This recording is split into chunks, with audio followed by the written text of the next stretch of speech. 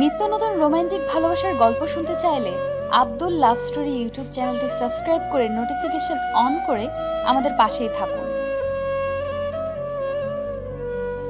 Sir, একদিন ধরে কিছু খাইনি, 10 টাকা ভিক্ষা দেন। ধুর শালা, কোথা থেকে যে আসে এইসব ছেলে? কাজ করে খেতে পারিস না? কাজ দিলে তো আর ভিক্ষা করে খেতাম না স্যার। আপনার কাছে যদি কোনো কাজ থাকে আমাকে দিন না স্যার, তাহলে অনেক বড় উপকার হবে স্যার। দূর হতো, আমি নিজেই কাজ খুঁজে পাই না, সেখানে তোকে কাজ দিব কি করে? যখন আপনার কাছেই কাজ নেই তখন আমার কাজে কেন বাধা দিচ্ছেন? তোর সাহস দেখছি কম না, তুই আমার মুখের উপর কথা বলছিস। দেখুন, খিদে যখন লাগে তখন বুঝতে পারা যায় ক্ষুধা কাকে বলে, তাই জ্ঞান না দিয়ে জানতো এখান থেকে।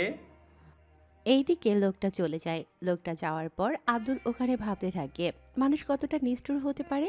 এই শহরে কেউ কারো উপকার করে না, সবাই যে যার মতো করে চলতে থাকে। কিছুক্ষণ পর একটা মেয়ে আব্দুলের সামনে দিয়ে চলে যায় রিস্কায় করে। আব্দুল শুধু মেয়েটির দিকে তাকিয়েছিল। কিছুক্ষণ পরেই মেয়েটির পেছনে পেছনে দৌড়াতে থাকে।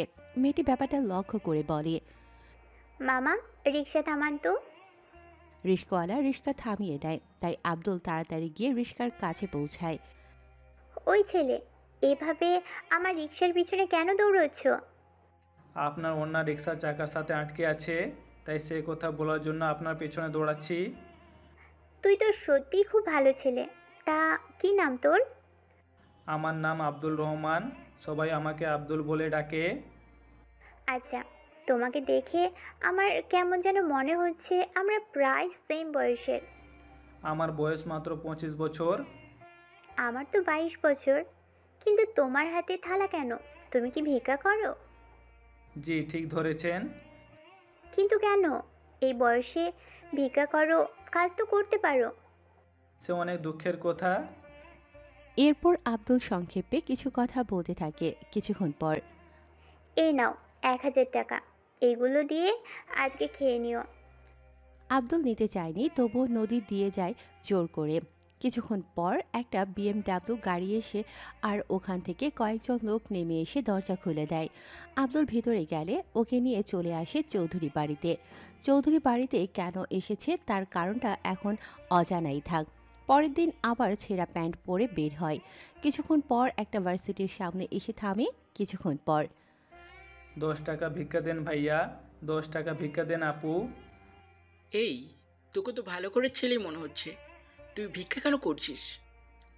ভাই, অভাবের জন্য ভিক্ষা করতে হচ্ছে। কি, তোর মতো এত সুন্দর ছেলে ভিক্ষা করে? তা কি করে হয়? তাছাড়া ভিক্ষা না করে কোনো কাজ করলেই তো পারিস। কি করব, শরীরে সমস্যা তাই কাজ করতে পারি না। অল্প একটু কাজ করলেই হাঁপিয়ে যাই। এই নে 100 টাকা, কিছু খেয়ে নিস। ধন্যবাদ ভাইয়া। এইদিকে কিছুক্ষণ পর নদী ও ওই ভার্সিটি থেকে বের হয়। কিন্তু আজকে নদী একা বের হচ্ছে না, নদীর সাথে আরও একটা মেয়েও বের হচ্ছে। কিছুক্ষণ পর, আরে আব্দুল, তুই এখানে? জি আপা, আমি এখানে। নদী, তুই কি এই ভিখারিকে চিনিস?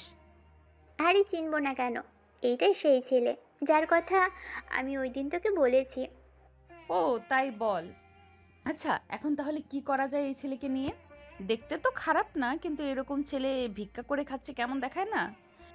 কথাটা তো খারাপ বলিসনি। আচ্ছা প্রিয়াঙ্কা, তোদের বাড়িতে তো কাজের লোকের অভাব, তা ওকে নিয়ে গিয়ে রেখে দে। এই, তোর মাথা খারাপ নাকি?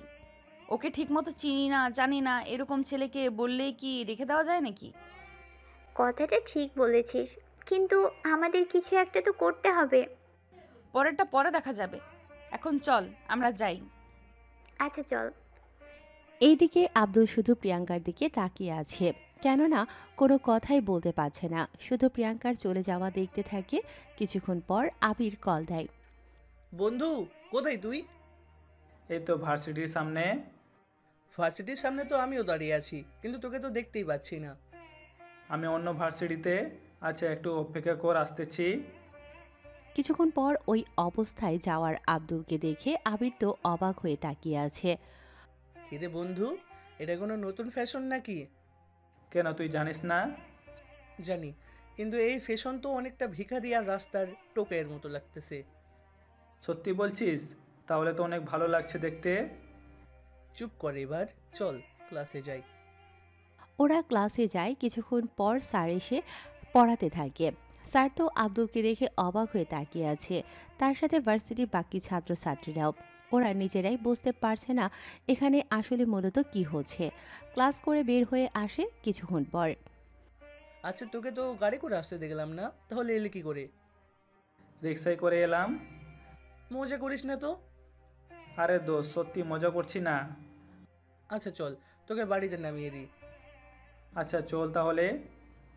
কিছুক্ষণ পর আবির আব্দুলকে ওদের বাড়ির সামনে নামিয়ে দিয়ে চলে যায়। আব্দুল বাড়ির ভেতরে ঢুকতে যাবে, কিন্তু সিকিউরিটি চিনতে পারছে না। পরে ওখানে থাকা মেশিনে ফিঙ্গার দেয়াতে দরজা খুলে যায়।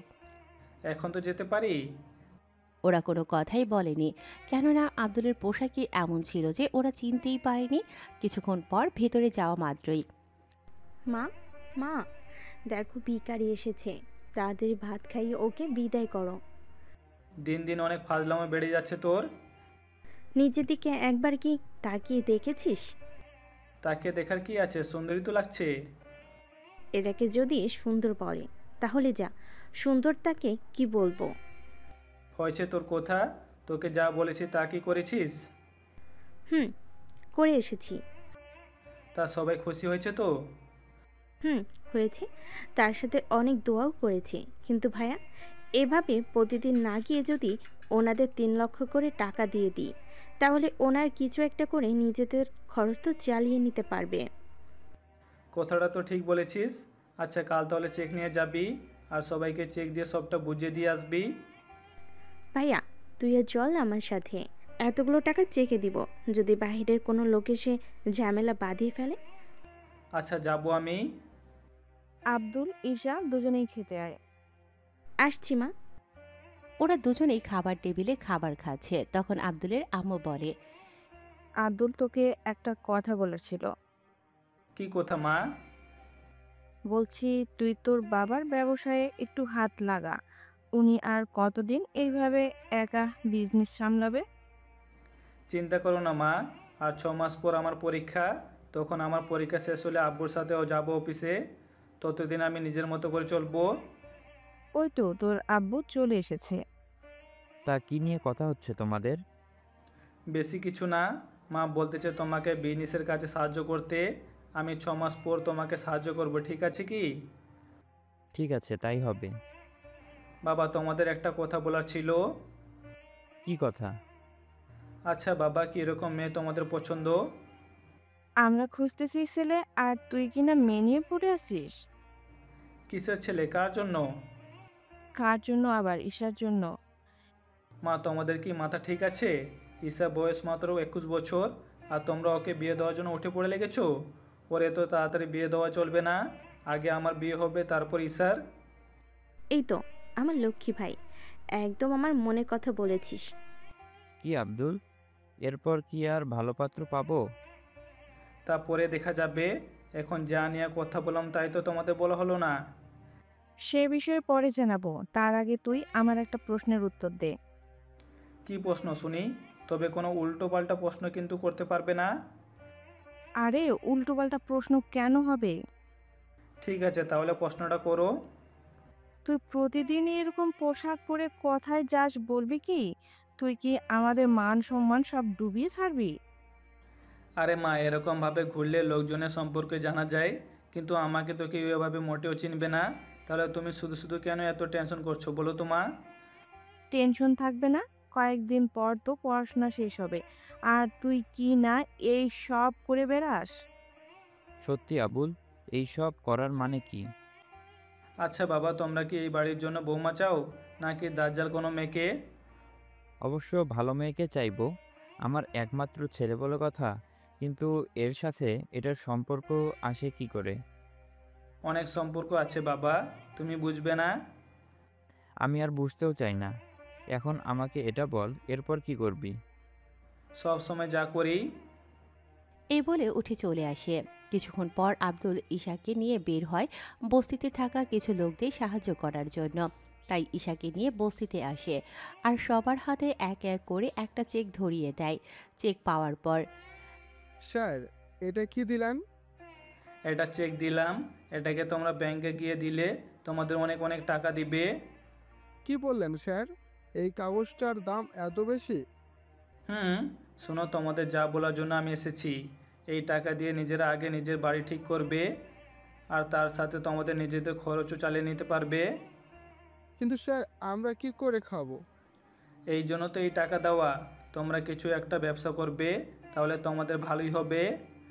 ঠিক আছে স্যার, আপনাদের জন্য দোয়া রইল। আপনাদের পরিবারের সবাই যেন সুখী থাকে। তাহলে আমরা এখন আসি, সাবধানে থাকবেন। ঈশা, চল তোকে ভার্সিটিতে নামিয়ে দেই। চল ভাইয়া। ঈশাকে নিয়ে ওখান থেকে আসতে যাবে তখনই বস্তিতে কিছু লোক আসে। ওরা বস্তিতে থাকা কিছু ঘর ভাঙতে থাকে। কিছুক্ষণ পর তার আগে এটা বল, তোরা কি এইভাবে ওদের ঘর কেন ভাঙছিস? বলতে হবে, না বলে তোদের এমন হাল করব যে নিজেকেও চিনতে পারবি না। এরপর ওদের মধ্যে মারামারি হতে থাকে।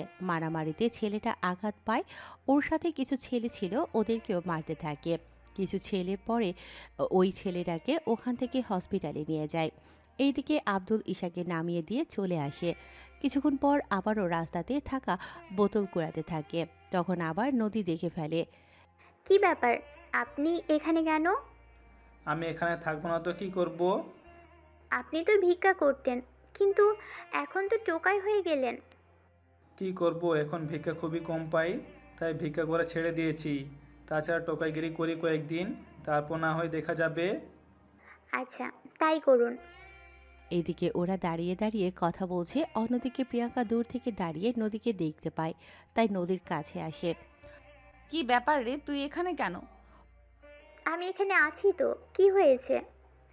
অনেক কিছু। তুই এইভাবে এই ছেলেটার সাথে কি কথা বলছিস? অনেক কথা বাকি ছিল, তাই বললাম। এই যে মিস্টার, আপনার মতো ছেলেদের আমি খুব ভালো করে চিনি।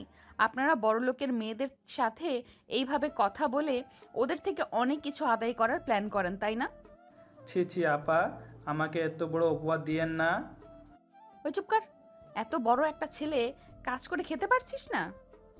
বললাম তো এরকম ভারী কোনো কাজ করতে পারি না, শরীরে সমস্যা। আচ্ছা, কোনো অফিসে কেরানির চাকরি করতে পারবি? এই ধর, চা এগিয়ে দেওয়া, ফাইলপত্র এগিয়ে দেওয়া। হ্যাঁ পারবো। এই নে কার্ড, এখানে গিয়ে আমার নাম বলবি, তাহলেই হয়ে যাবে। তা আপা, আপনার নাম কি? রাবিতা মাহমুদ প্রিয়াঙ্কা। প্রিয়াঙ্কা বললেই হবে।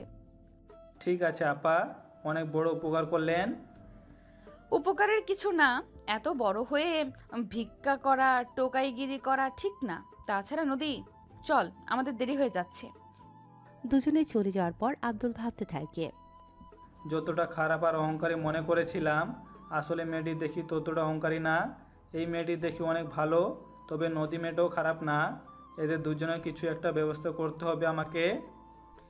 আব্দুল এগুলো মনে মনে বলছিল, তখন কিছু লোক এসে আব্দুলের সামনে এসে দাঁড়ায়। কি ব্যাপার ভাই, আপনারা আমার সামনে কেন এসে দাঁড়িয়েছেন? তোকে মারার জন্য। কি বলছেন এইসব? তোর সাহস হয় কি করে আমাদের স্যারের ছেলেকে মারার? আপনাদের স্যারকে আর কাকেই বা আমি মেরেছি? তুই কি সবটা ভুলে গেলি এত তাড়াতাড়ি? দেখুন, আপনাদের কোথাও ভুল হচ্ছে। এই ধর শালারে। এইদিকে ৬-৭ জন ছিল, বিদায় আব্দুল ওদের সাথে আর পেরে ওঠেনি। ওরা আব্দুলকে মেরে ওখান থেকে চলে যায়। এইদিকে রাস্তার কিছু ছেলে আব্দুলকে নিয়ে আসে হসপিটালে। ওখানে ২-৩ দিন আব্দুল হসপিটালেই ছিল। এইদিকে ওর বাড়ির সবাই টেনশনের উপর টেনশন করেই চলেছে। ৩ দিনের দিন আব্দুল বাড়িতে আসে, তাও ঠিক মতো চলাচল করতে পারছে না। ওকে দেখে ঈশা এসে জড়িয়ে ধরে। কি হয়েছে ভাইয়া তোর? দেখ, আমার কিছু হয়নি, আমি কিন্তু একদম ঠিক আছি। যদি ঠিক থাকিস তোর শরীরে ব্যান্ডেজ কেন? আর এতদিন কোথায় ছিলি? সেসব পরে জানাবো, এখন আমাকে রুমে দিয়ে আয়, আর কিছু খাবার আনতে বল বুয়াদের। বুয়া, আমি ভাইয়াকে উপরে নিয়ে যাচ্ছি, তোমরা খাবার নিয়ে আসো। এইদিকে আব্দুলের বাবা মা দুজনেই বাড়িতে চলে আসে, কেননা ওনারা অফিসে ছিল আর আব্দুলকে খুঁজছিল। এইদিকে ঈশা আব্দুলকে খাটে বসিয়ে দেয় আর খাবার খাওয়াতে থাকে। আব্দুল খাবার খাচ্ছে আর চোখ দিয়ে পানি পড়তে থাকে, কেননা তার কারণ তো আপনারা জানেন না। তাহলে চলুন আপনাদের সেই কারণটা জানাই। ভাইয়া, তুই এভাবে কাঁদছিস কেন? এই যে তোর আমার চিন্তা হয়, আমার কষ্টতে তুই কাঁদিস। বারে, আমি না কাঁদলে আর কে কাঁদবে? আমার একটা মাত্র ভাই বলে কথা, যদি কিছু হয়ে যায় তাহলে কি হবে আমার? এইদিকে আব্দুলের বাবা মা এসে কাঁদতে থাকে। আব্দুল ওনাদের সান্ত্বনা দিয়ে মোটামুটি শান্ত করে। আব্দুল, কারা তোকে মেরেছে? ওদের কি চিনতে পেরেছিস? না বাবা। ঠিক আছে, আমি পুলিশকে জানিয়ে দিচ্ছি। এদিকে আব্দুল ওর বাবাকে বলেনি, কারণ আব্দুল নিজের হাতে ওদেরকে মারবে। কেননা ওরা ছদ্মবেশে চিনল কি করে, এই জন্য কোনো কথা বলেনি। এইদিকে আব্দুলের মা আব্দুলের পাশে বসে ওর সেবা করতে থাকে। এভাবে 7 দিন কেটে যায়। নদী ও ইরা ভাবতে থাকে। কি রে, আব্দুল কি তোদের অফিসে গিয়েছে চাকরির জন্য? সেটাই তো বড় সমস্যা। আমি অফিসে বলে দিলাম গেলে যেন চাকরি দিয়ে দেয়, কিন্তু এখন তো দেখতেছি ছেলেটা মনে হয় কাজ করতে চাইছে না। এমনও তো হতে পারে ওর কাছে ভালো কোনো পোশাক নেই, সেজন্য যেতে পারছে না। তাছাড়া তুই তো জানিস ছেলেটা সবসময় বাজে আর ছেঁড়া পোশাকে আসে, তাই নতুন পোশাক পরে হয়তো যাওয়ার প্ল্যান করতেছে। হতে পারে। এখন চল, ক্লাসে দেরি হয়ে যাচ্ছে। এইদিকে আরও 2 দিন পর আব্দুল সে আগের মতো টোকাইগিরি শুরু করে দিয়েছে। এবার নদীর বদলে প্রিয়াঙ্কা তা দেখে ফেলে, সেজন্য পেছন থেকে ডেকেই চলেছে। এই যে শুনছেন? কিন্তু আব্দুল কোনো পাত্তা দিচ্ছে না বলে গাড়ি আব্দুলের পাশে গিয়ে থামায়। গাড়ি থেকে নেমে সামনে যায়। কি ব্যাপার, এতক্ষণ ধরে ডাকতেছি, কথা কি কানে যায় না? আসলে আমি শুনতে পাইনি, তাছাড়া নাম ধরে ডাকলে হয়তো শুনতে পেতাম। থাক সেসব কথা, এখন এটা বলুন আপনি কেন যাননি আমাদের অফিসে? আসলে আমার বুঝেছি, ভালো পোশাক নেই সেজন্য যেতে পারেননি, তাই তো? হ্যাঁ, ঠিক ধরেছেন। এই পোশাকে যাই কি করে বলুন? বুঝতে পেরেছি, এখন চলুন আমার সাথে। কোথায়? মরতে যাবেন আমার সাথে? আপনি মরতে যাবেন তাহলে আমাকে কেন শুধু শুধু নিয়ে যাচ্ছেন? আমি মরলে আমার পরিবারে কি হবে? যাই হওয়ার হবে, এখন গাড়িতে ওঠ। জি না, আমাকে যদি কিডন্যাপ করে নিয়ে যান? তুই কিন্তু এবার বেশি বলে ফেলছিস। তোর কি আছে যে তোকে কিডন্যাপ করব? ভালোর ভালো গাড়িতে ওঠ, নয়তো কি করবেন? আমি এখন লোক ডেকে বলবো যে তুই আমার সাথে অসভ্যতামি করেছিস। আপু, আপনার আল্লাহর দোহাই লাগে, আমার নামে এত বড় অপবাদ দিবেন না। আরে পা ধরতে হবে না, ছাড় বলছি, ছাড়। কেউ দেখে ফেললে কি ভাববে? যে যাই ভাবুক, আপনি ক্ষমা না করলে আমি পা ছাড়বো না। ঠিক আছে, ক্ষমা করে দিলাম, এখন পা ছেড়ে দিয়ে গাড়িতে ওঠ। আব্দুল পা ছেড়ে দিয়ে আর কোনো কথা না বলে গাড়িতে গিয়ে বসে। কিছুক্ষণ পর আব্দুলকে নিয়ে চলে আসে একটা শপিং মলে। ওখানে নামতেই আব্দুল অবাক হয়ে গেল, কেননা এখানে এসে থামানোর কারণ আব্দুল এখনও বুঝতে পারছে না। তাকিয়ে না থেকে ভেতরে আসুন। ভিতর নিয়ে গিয়ে আমার সাথে উল্টোপাল্টা কিছু করবেন না তো? ওই যাবে কি তুই, নাকি জোর করে নিয়ে যাব তোকে? যাচ্ছি। আব্দুল এবার প্রিয়াঙ্কার পেছনে যেতে থাকে।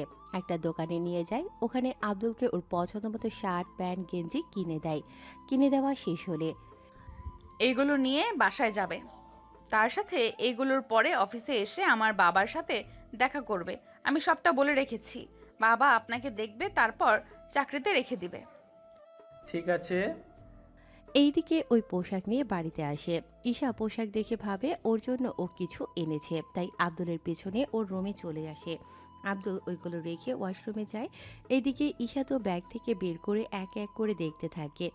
দেখে তো ঈশার অনেক রাগ হয়, তাই চেঁচিয়ে বলে, ভাইয়া ভাইয়া। কি হয়েছে ঈশা, এইভাবে চিৎকার কেন করছিস? চিৎকার কি সাধে করছি? কিন্তু কি করলাম আমি? তুই শপিং করেছিস ভালো কথা, কিন্তু আমার জন্য কিছু আনলি না। তারপর এত সস্তা জিনিস কেন আনলি? তা তো বলবি, এইগুলো একজনের উপহার, তাই তুই বুঝবি না। আমি কালকে তোর জন্য নিয়ে আসবো। ঠিক আছে, তবে 3টা ড্রেস আনবি। কি, এতগুলো কেন? ভাইয়া, মাত্র 3টা ড্রেসের কথা বলেছি, এখানে এতগুলো কিভাবে দেখলি?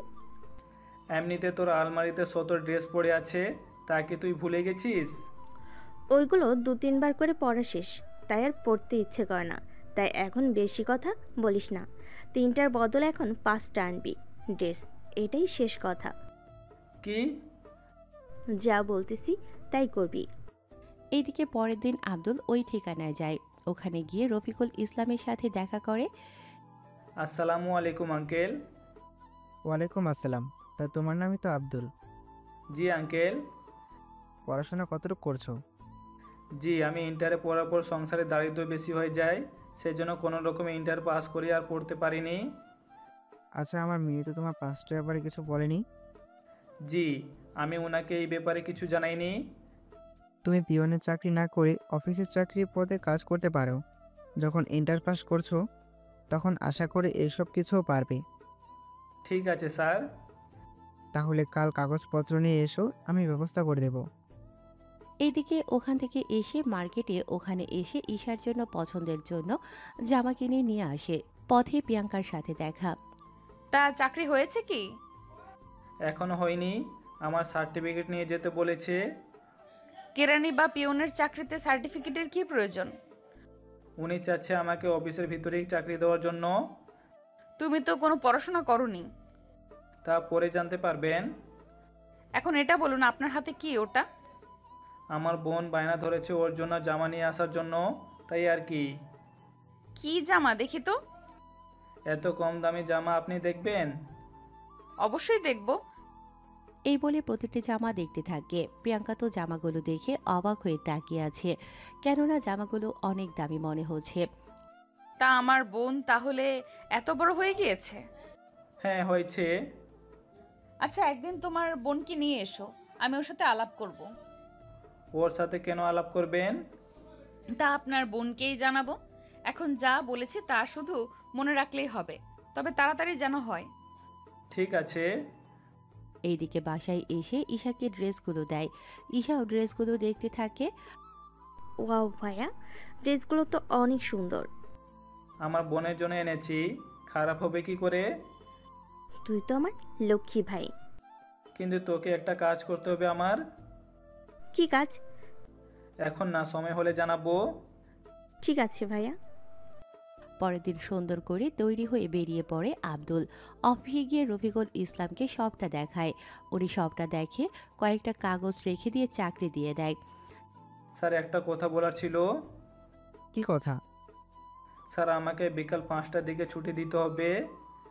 তাছাড়া চিন্তা করো না, 5টার দিকে এমনিতেও অফিস বন্ধ হয়ে যায়। ধন্যবাদ স্যার। এইদিকে আব্দুল রুম থেকে বের হয়ে যাবে, তখনই কারো সাথে ধাক্কা লেগে পড়ে যায়। সরি, আমি দেখতে পারিনি। কোনো ব্যাপার না, তোমার চাকরি কি হয়েছে? ধন্যবাদ আপনাকে।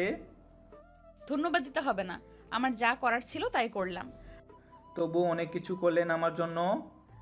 আচ্ছা, আপনি তাহলে কাজে যান, আমার বাবার সাথে কথা আছে। এইদিকে আব্দুল চলে যাওয়ার পর প্রিয়াঙ্কা এসে ওর বাবাকে বলে, বাবা, ছেলেটা কেমন? ছেলেটা তো ভালো, কিন্তু তোর মুখ তো অন্য কথা বলতেছে। কি কথা? তুই কি ওই ছেলেকে ভালোবাসিস? আব্বু, ওই ছেলের কি আছে যে আমি ওকে ভালোবাসবো? ছেলেটা কিছু করতে পারে না, তাই ভাবলাম একটা ছোটখাটো চাকরি পেলে ছেলেটা নিজের সংসার চালাতে পারবে। তবে ছেলেটা কিন্তু ভালো। দেখো আব্বু, এইসব ব্যাপারে এখানে আসেনি মোটেও। তুমি তোমার কাজ করো, আমি শুধু মানবতা দেখলাম। আচ্ছা, এখন বল আমার কাছে কেন এসেছিস? আমি শুধু মানবতা দেখালাম। এই নে টাকা। এইদিকে প্রিয়াঙ্কা ওখান থেকে চলে যায়। অন্যদিকে আব্দুল কাজ করতে থাকে। কিছুক্ষণ পর নদীর সাথে প্রিয়াঙ্কা দেখা করে। কি রে, আজকাল মনে হয় অনেক ব্যস্ত থাকিস। কিছু টাকা লাগবে। তেমন একটা না, আসলে আমি ওই ছেলেকে চাকরি দিয়েছিলাম, তাই ওই নিয়ে কাজ করতে করতে একটু সময় তো যাবেই। দেখিস, চাকরির সাথে সাথে নিজের মনটাও দিয়ে দিস না আবার। তোমার কি মাথা ঠিক আছে? ওই রকম একটা ছেলেকে আমি ভালোবাসবো? তাও ঠিক কথা, কোথায় তুই আর কোথায় ওই আব্দুল? চল এখন ভার্সিটিতে যাই। এইদিকে আব্দুল কাজ করতেছে, তখন ওর বাবা কল দেয়। আব্দুল, কোথায় তুই? এই তো আব্বু, আমি তো কাজে। কিন্তু কিছু কি হয়েছে? এখন একটু আমাদের অফিসে আসতে পারবি কি? কি হয়েছে আব্বু, তুমি এরকম করছো কেন?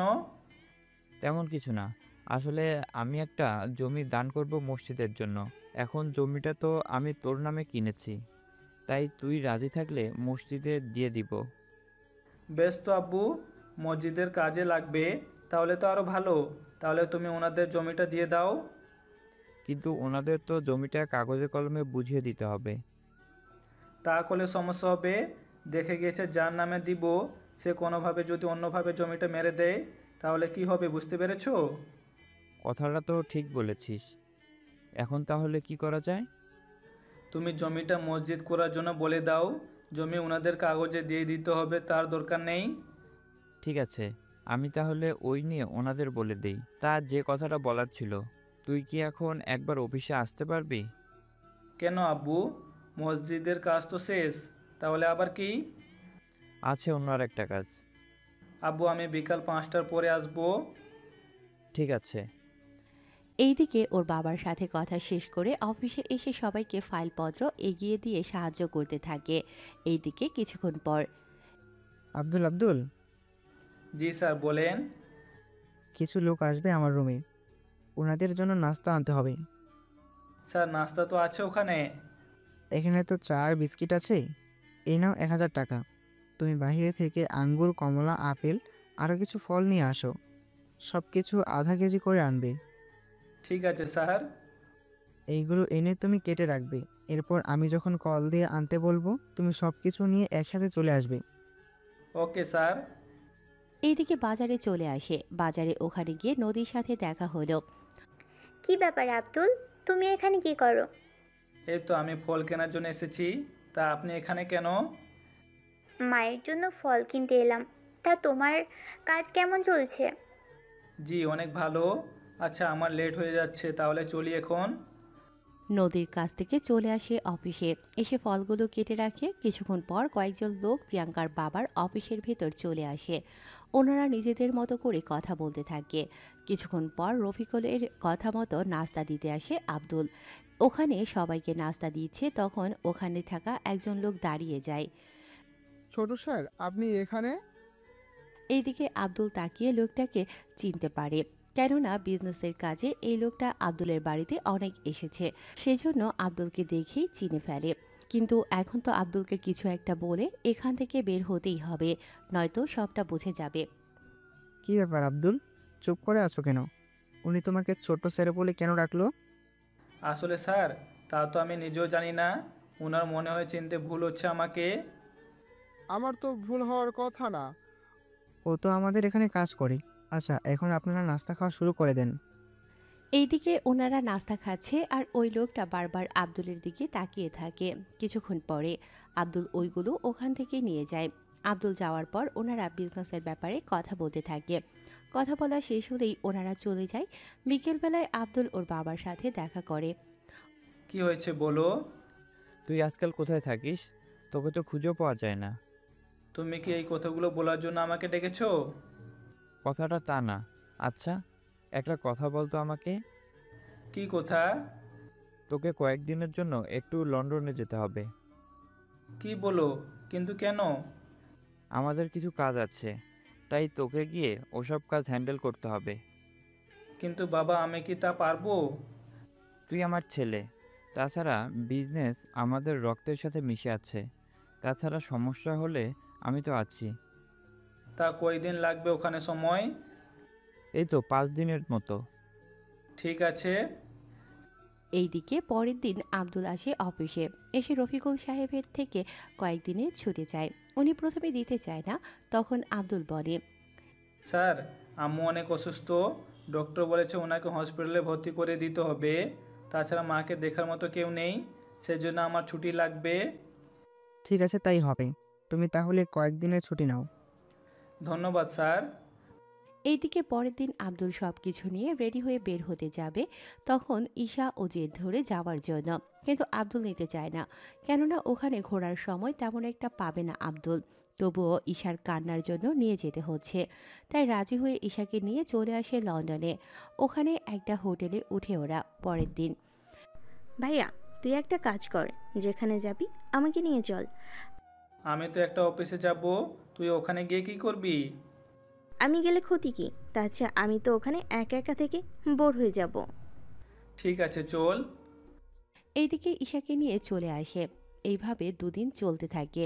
আব্দুল কিছুটা কাজ গুছিয়ে এনেছে, তার সাথে ঈশাকে নিয়ে রাতের বেলায় ঘুরতেও পাচ্ছে। কিছুক্ষণ পর এখানে তো দূর পর্যন্ত এসেছি, কিছু শপিং করে গেলে কেমন হয়?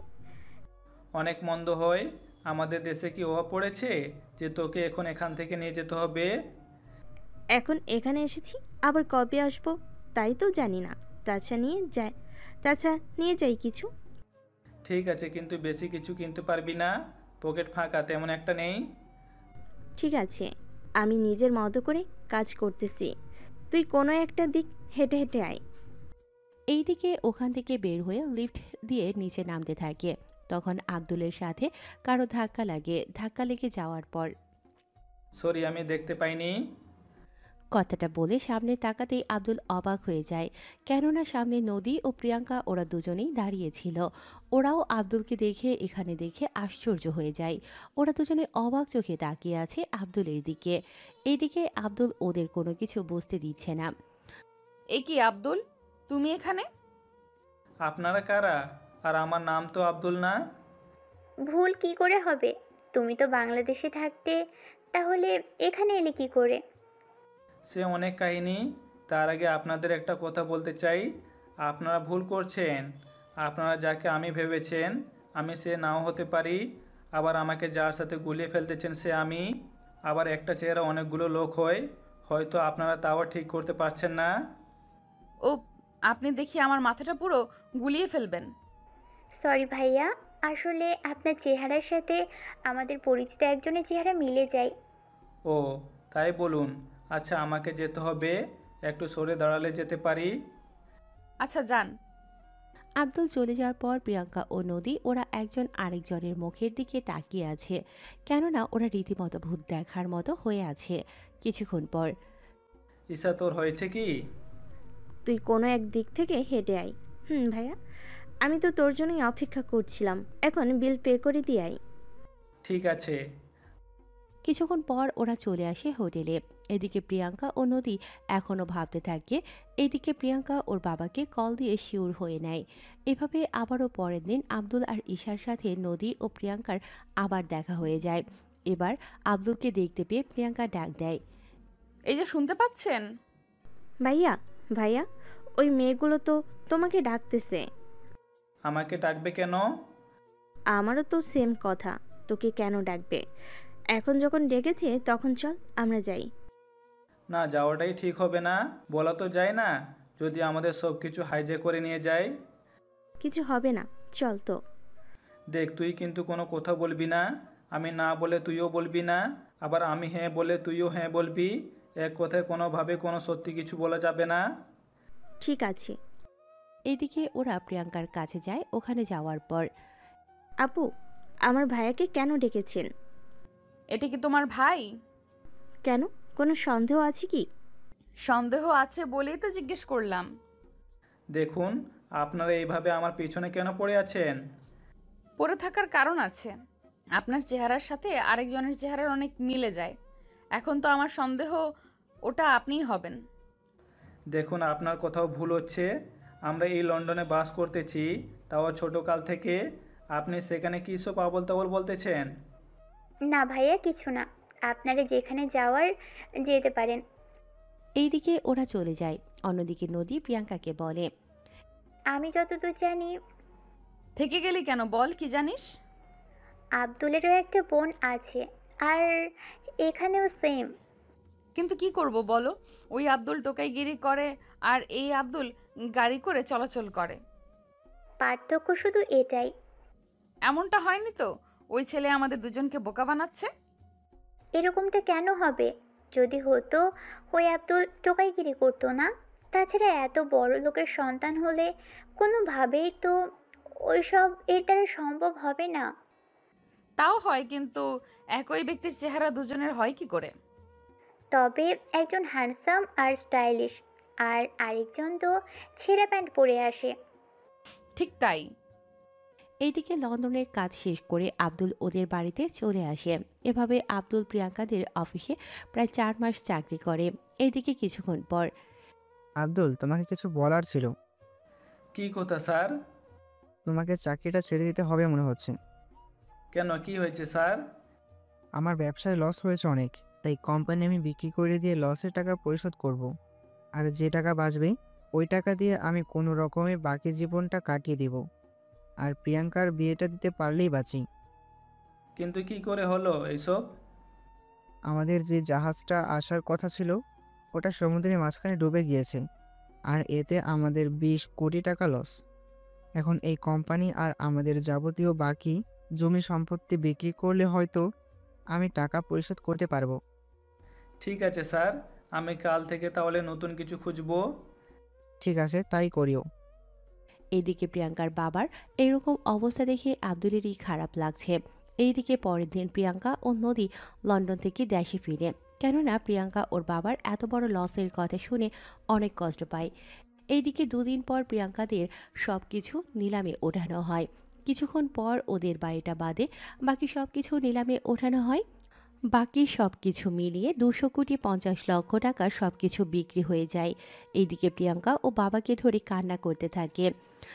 কি থেকে কি হয়ে গেল বাবা? আমি তো তাই ভাবছি, কি থেকে কি হয়ে গেল। এখন যাই হয়েছে কিছু করার নেই। বাকি যে 2 কোটি থাকবে তা দিয়ে তোর বিয়ে আর জীবনটা কাটিয়ে দিতে পারলেই হবে। এইদিকে সব কিছু একজনের নামে রেস্ট্রিক্ট করে দেওয়া হয়, তবে যার নামে এই সব কিছু দেয়া হয় তার পরিচয় আপনারা পরে জানতে পারবেন। সব কিছু হিসেব মিলিয়ে নিয়ে রফিকুল ইসলাম যাদের থেকে মাল কিনেছে ব্যাংকে 200 কোটি টাকার ঋণ সহ আরও 10 লক্ষ টাকা বাড়তি দিতে হয়। এদিকে ওনারা বাড়ির ভিতরে চলে আসে। এখন কি হবে তোর? ভেবেছিলাম তোকে অনেক ভালোভাবে আমি বিদায় দিব, কিন্তু এখন তো আমি বাড়িটা আর 40 লক্ষ টাকায় আমাদের কাছে আছে। এখন কি করবে বাবা? জানি না কি করব। এই বয়সে তো আমি অন্য কারো কাছে হাত পাততেও পারবো না। তাহলে আমি কোনো একটা চাকরি করি। তুই কি চাকরিটা করবি বল? এখানে তো চাকরি দেওয়ার নাম করে মেয়েদের সাথে খুব বাজে আচরণ করা হয়। এদিকে ওনারা কথা বলতেছে, এদিকে আব্দুল আবার ও আগের মতো ছেঁড়া প্যান্ট ও শার্ট পরে প্রিয়াঙ্কার বাবার সাথে দেখা করতে আসে। কেমন আছেন স্যার? আমি তো এখন আর স্যার নেই কারোর। এরকম করে বলবেন না, একটা সময় তো স্যারই বলেছিলাম। এখন আর স্যার বলতে হবে না। আঙ্কেল, এখন তাহলে কি করবেন ভাবছেন? আমি চাকরি করব, এছাড়া তো আর কোনো কিছু করার নেই। কিন্তু চাকরি করবেন কোথায়? চৌধুরী গ্রুপ কোম্পানিতে পিএর জন্য মেয়ে খুঁজতেছে, আমি ওখানে অ্যাপ্লাই করব। ঠিক আছে, তাই করুন। কিন্তু কিন্তু কি? আমি চলে গেলে বাবার খেয়াল কে রাখবে? তাছাড়া আমি ওখানে চাকরি যে পাবো তারও তো কোনো ঠিক নেই। তাও কথা ঠিক। প্রিয়াঙ্কা, আমি একটা কথা বলবো, তুই কি তা রাখবি? বলো বাবা, কি কথা রাখতে হবে তোমার? আমি বলছিলাম তুই আব্দুলকে বিয়ে কর। এই কথা শুনে প্রিয়াঙ্কা না যতটা আশ্চর্য হলো তার চেয়ে বেশি আশ্চর্য হলো আব্দুল। রফিকুল ইসলামের কথা শুনে আব্দুল ও প্রিয়াঙ্কা ওর একজন আরেকজনের মুখের দিকে তাকিয়ে আছে। আঙ্কেল, কি বলছেন? আমার মতো একজন টোকাইয়ের কাছে আপনার মেয়েকে তুলে দিবেন? তুমি আমার সাথে কাজ করছো 4 মাস ধরে। এই সময়ে আমি খুব ভালো করে তোমাকে জানতে পেরেছি। তোমার কথা শুনে যদি ওদের থেকে মাল না আনাতাম তাহলে আজকে আমার এই পরিস্থিতি হতো না। তাছাড়া প্রিয়াঙ্কা, আব্দুল খুবই ভালো ছেলে। তাছাড়া বিয়ের পর আব্দুল এই বাড়িতে থাকবে। আব্বু, তুমি যখন বলেছো তখন আমি রাজি আব্দুলকে বিয়ে করতে। শেষমেশ টোকাই ছেলেকে বিয়ে করতে হচ্ছে, তবুও ছেলেটা অনেক ভালো। আব্দুল, তুমি রাজি তো? আমিও রাজি। এইদিকে পরের দিন আব্দুল ও প্রিয়াঙ্কার বিয়ে দিয়ে দেয়া হলো। বাসর ঘরে আব্দুল ও প্রিয়াঙ্কা বসে আছে। আব্দুল রুমে আসলে প্রিয়াঙ্কা দাঁড়িয়ে পা ছুঁয়ে সালাম করে। এদিকে প্রিয়াঙ্কা কিছু বলতে যাবে তার আগেই আব্দুল বলে, আমি জানি আপনি কি বলতে চান। আমাদের বিয়েটা তাড়াতাড়ি হওয়ার জন্য আপনি এখনও আমাকে স্বামী হিসেবে মেনে নিতে পারবেন না। ঠিক তাই, তবে চিন্তা করবেন না, আমি আপনাকে এইটুকুও অবহেলা করব না। শুধু এটাই বলবো, যতদিন না আমি আপনাকে মন থেকে ভালোবাসতে পারবো আর স্বামী হিসেবে না মানবো, ততদিন আপনি স্বামীর অধিকার আমার উপরে ফলাবেন না। আব্দুল ব্যাপারটা স্বাভাবিকভাবেই নিল, কেননা আব্দুল জানে এমন কিছু হবে। তবু রাজি হয়ে গেল, কেননা আব্দুল নিজেও চায় প্রিয়াঙ্কা ওকে নিজের সবটুকু দিয়ে ভালোবাসুক, যে ভালোবাসায় কোনো জোর জবরদস্তি থাকবে না, আর না কোনো ছলনা। এদিকে 7 দিন কেটে যায়, আব্দুল এখনও টোকাইগিরি করতে থাকে। পরের দিন যখন আব্দুল বাড়িতে আসে, আব্দুল, তুমি কি কিছু কথা বলবো? রাগ করবে না তো? কি কথা বলো? আব্দুল, তুমি টোকাইগিরি করো, এটা আমার অনেক খারাপ লাগে। তাছাড়া আমি বাসায় একা একা থাকি। বাবাও আগের থেকে তেমন একটা ভালো আছে। তাছাড়া আমি একজন কাজের লোক রেখেছি যে বাবার খেয়াল রাখবে। আমি চাই কাজ করব। কিন্তু তুমি কি কাজ করবে? তুমি চিন্তা করো না, আমি যে কাজই করি না কেন কখনো বস বা কলিগের সাথে ওইরকম সম্পর্কে লিপ্ত হব না। ছি ছি, আমি ওইসব বলিনি। আমি জানি আব্দুল, তোমার রাতে ঘুমাতে অনেক কষ্ট হয়। একটা মেয়েকে পাশে রেখে টাচ না করে ঘুমাচ্ছ, এতে অনেক কষ্ট হয় তোমার, আমি তা জানি। তবে চিন্তা করো না, আমি চাকরি পেলে দুজনে আমাদের ফুলসজ্জা থেকে সব কিছু শুরু করব। ঠিক আছে, তুমি যেভাবে বলবে সেইভাবেই হবে। এইদিকে প্রিয়াঙ্কা দেখতে দেখতে চাকরি পেয়ে যায় চৌধুরী কোম্পানিতে। এদিকে প্রিয়াঙ্কা বেশিরভাগ সময় অফিসে থাকে, তাই আব্দুলের জন্য ও সুবিধা হয়। এদিকে আব্দুল বাড়িতে আসে। আব্দুল যে বিয়ে করেছে তা কেউই এখনও জানে না। বাড়িতে ফিরে আব্দুল ওর বাবা মা আর বোনকে ডেকে ওর রুমে আনে। সবাই রুমে এসে বলে, কি ব্যাপার, তুই এভাবে সবাইকে ডেকে এখানে এনেছিস কেন? মা, তোমাদের একটা কথা বলার ছিল, তবে কিভাবে বলবো বুঝতে পারছি না। যদি সবটা শুনে তোমরা আমাকে ভুল বোঝো। ছেলে যত খারাপ কাজই করুক না কেন, কোনো বাবা মাই তাকে ভুল বুঝে না। এখন বল কি হয়েছে? বাবা, আমি বিয়ে করে ফেলেছি, 10 দিনের মতো হবে। এই কথা শুনে সবাই আশ্চর্য হয়। আব্দুল তো ভেবেছিল ওর বাবা মা কিছু অভিমান করবে, কিন্তু ওনারা কোনো অভিমান না করেই বলে, বিয়ে করেছিস ভালো কথা, তা বৌমাকে বাড়িতে নিয়ে আসলি না কেন? সে অনেক কাহিনী, আগে তোমাদের সব কথা বলি, তারপর না হয় তোমরা ডিসিশন নিও আমার কি করা উচিত। ঠিক আছে ভাইয়া, তুই তাহলে বলতে শুরু কর। এরপর আব্দুল সবটা বলতে থাকে। সবটা শুনে ওনারা কি বলবে কিছুই বুঝতে পারছে না। তবে আব্দুল যা করেছে ওনাদের সবার কাছে ব্যাপারটা ঠিকই লেগেছে। কিছুক্ষণ পর, ভাইয়া, ভাইয়া, এই ভাইয়া, কি হয়েছে বলো। বলছিলাম কি, আমাদের একটা কথা রাখবি? কি কথা বল তো শুনি। ভাবি তো আমাদের অফিসে কাজ করে। এখন আমাদের অফিসে যদি কোনো লোক ভাবির সাথে লাইন মারার চেষ্টা করে, তখন কি করবি? তেমন কিছু হবে না বোন আমার। কেন কেন? তোর ভাবি সকালে যাওয়ার সময় বোরকা পরে বের হয়, আর তোর ভাবির জন্য আমি আলাদা কেবিন করেছি, যে রুমে কোনো ছেলে ঢুকা নিষেধ। রুমে বাইরে মেয়ে দুজন সিকিউরিটি থাকে। ওদের কাজ হচ্ছে কোনো ছেলে ভিতরে যেতে চাইলে তাদের বাধা দেওয়া, আর অফিসের কোনো কাজ হলে সিকিউরিটিদের বলবে, ওরা ভিতরে গিয়ে বাকি কাজ করবে। এক কথায় ছেলেরা তোর ভাবির কাছে ঘেঁষতেই পারবে না।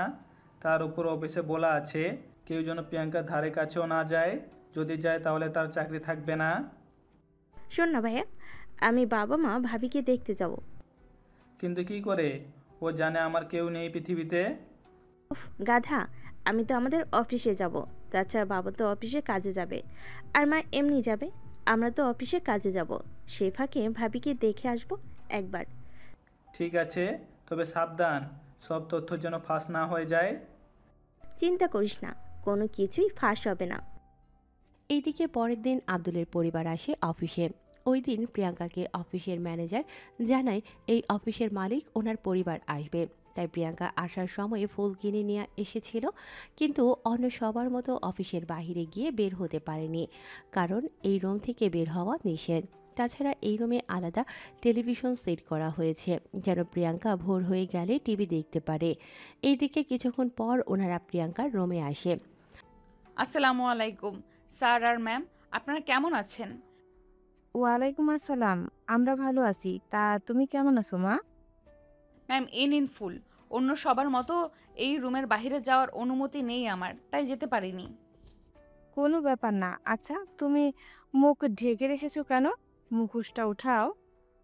আসলে আমার হাজবেন্ড বলেছে সব সময় মুখে মুখোশ পরে থাকতে কেউ রুমে আসলে। আচ্ছা মা, তা তোমার স্বামীর নাম কি? ম্যাম, আমার হাজবেন্ডের নাম আব্দুল। আচ্ছা, আমি তো তোমার মায়ের মতোই, আর উনি তোমার বাবার মতোই, আর ও তোমার বোনের মতো। আমাদের সামনে মুখ দেখালে তোমার এতটুকু ক্ষতি হবে না। ঠিক আছে ম্যাম। প্রিয়াঙ্কা মুখোশটা উঠিয়ে নিলে ওনারা তাকিয়ে আছে প্রিয়াঙ্কার দিকে, কেননা প্রিয়াঙ্কাকে ওনাদের অনেক পছন্দ হয়েছে। আর এই সব কিছু আব্দুল ওর রুমে বসে দেখতে থাকে। প্রিয়াঙ্কার রুমে সিসিটিভি ক্যামেরা আছে, যা প্রিয়াঙ্কা নিজেও জানে না। এদিকে আব্দুলের মা বলে, তোমাকে আমার খুবই পছন্দ হয়েছে, তাই তোমাকে এই বালা দুটো দিব। তুমি নিবে তো? আপনারা কেন আমাকে কিছু দিতে যাবেন? কেন? আমরা দিলে কি নিবে না? আসলে আপনারা তো অফিসের মালিক, সাধারণ কর্মচারীকে কেন এত কিছু দিতে যাবেন? ভাবি, এটা আমাদের বাড়ি। ভাবি? কে ভাবি? কেউ না তো, এমনি মুখ ফসকে বেরিয়ে গেছে। দেখুন ম্যাম, এত দামি বালা দিলে আমার হাজবেন্ড সন্দেহ করবে আমাকে, বলবে কোনো ছেলে বা কোনো ছেলের সাথে আমি। তেমন কিছু বলবে না। তাছাড়া ওনাকে কল দিন, তাহলে উনি সরাসরি সবটা দেখলে আপনাকে তেমন একটা সন্দেহ করবে না। ঠিক আছে, আমি আমার হাজবেন্ডকে কল দিচ্ছি। এরপর কল দেয়। আব্দুল কল রিসিভ করে। এরপর ঈশা কলে এসে সবটা বলে। এখন প্রিয়াঙ্কা শুধু অপেক্ষা করতেছে আব্দুল কি বলে তা শোনার জন্য। প্রিয়াঙ্কা, ওনারা যখন এত কিছু দিতে চেয়েছে তখন তুমি নিয়ে নাও। সত্যিই নিব তো? নাও। এরপর আব্দুলের মা প্রিয়াঙ্কার হাতে বালা দুটো পরিয়ে দেয় আর বৌমার মতো কপালে একটা চুমু দিয়ে ওখান থেকে চলে আসে। সন্ধ্যের পর অফিসের গাড়ি প্রিয়াঙ্কাকে প্রতিদিন বাড়িতে এসে দিয়ে যায়। প্রিয়াঙ্কা বাড়িতে ঢুকে দেখে আব্দুল ওর বাবার সাথে বসে বসে গল্প করতেছে। তখন ওখানে এসে প্রিয়াঙ্কা ওইগুলো ওর বাবাকে বলে। আব্দুল যখন নিতে বলেছে তখন রফিকুল সাহেব ও কিছু বলেনি। এইদিকে রাতের বেলায়, আচ্ছা আব্দুল, আমি শুনেছি আমি যে অফিসে কাজ করি ওনার একটা ছেলে আছে। হ্যাঁ, তো এখন কি হয়েছে? আচ্ছা, এমনটা তো নয় ওনারা আমাকে ওনার ছেলের জন্য পছন্দ করে রেখেছে? তেমন কিছু হবে না। তাছাড়া ওনারা তো জানে তুমি বিবাহিত, তাহলে এমন কিছু ওনারা কেন করবে বলো? তাও ঠিক বলেছ, তুমি আমার স্বামী, কিন্তু অফিস থেকে আমাকে এত সুযোগ সুবিধা দিচ্ছে তাই বললাম তোমাকে। আর আব্দুল, তুমি যে আমার স্বামী, তোমাকে তো ওনারা দেখেননি। ওই নিয়ে আর টেনশন করতে হবে না তোমাকে। ঠিক আছে। আচ্ছা আব্দুল, কালকে এই রুমটা তুমি সুন্দর করে সাজিয়ে রাখবে। কেন? কারণ আছে, যা বলেছি তা যেন হয়। আচ্ছা ঠিক আছে। এইদিকে পরের দিন আব্দুল ফুল কিনে আনে, এনে পুরো রুম অনেক সুন্দর করে সাজিয়ে রেখেছে। এইদিকে রাত 11:30। প্রিয়াঙ্কা আসছে না দেখে আব্দুলের অনেক টেনশন হয়। তাই ড্রাইভারকে কল দিয়ে জানতে পারে প্রিয়াঙ্কা শপিংয়ে গিয়েছে কি যেন কিনতে। তাই আব্দুলের টেনশন মুক্ত হলো। রাত 11:50 প্রিয়াঙ্কা একটা প্যাকেট নিয়ে আসে, ওটা ড্রয়িং রুমে রেখে দেয় আর ওর বাবাকে বলে কেকটা সাজিয়ে রাখার জন্য। রুমে গিয়ে প্রিয়াঙ্কা চেঞ্জ হয়ে আব্দুলের চোখে একটা কাপড় বাঁধতে থাকে। কি করছো কি? কাপড় কেন বাঁধতেছ? তা কিছুক্ষণ পরেই দেখতে পারবে, এখন আমার সাথে হাঁটতে থাকো। প্রিয়াঙ্কা আব্দুলকে নিয়ে ড্রয়িং রুমে আসে এবং কেকের সামনে দাঁড় করিয়ে চোখের বাঁধন খুলে দেয়। সামনে কেক দেখতে পেয়ে আব্দুলের বুঝতে বাকি রইল না যে আজকে ওর জন্মদিন ছিল। এদিকে আব্দুল বুঝতে পারছে না কি বলবে প্রিয়াঙ্কাকে। এরপর আব্দুল কেক কাটে আর প্রিয়াঙ্কাকে খাইয়ে দেয়। এদিকে প্রিয়াঙ্কা ও আব্দুলকে খাইয়ে দেয়, তারপর বাবাকেও খাইয়ে দেয়। কিছুক্ষণ পর প্রিয়াঙ্কার বাবার রুমে ঘুমোতে চলে যায়। অন্যদিকে, সত্যি প্রিয়াঙ্কা, আমি ভাবতে পারিনি তুমি আমার জন্মদিন মনে রাখবে।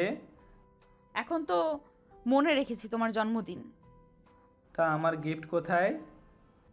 আজকে আমি তোমাকে এমন গিফট দিব যা তোমাকে আগে কেউ কখনো দেয়নি, আর এই গিফটের কথা তুমি সব সময় মনে রাখবে। তা কি সেটা?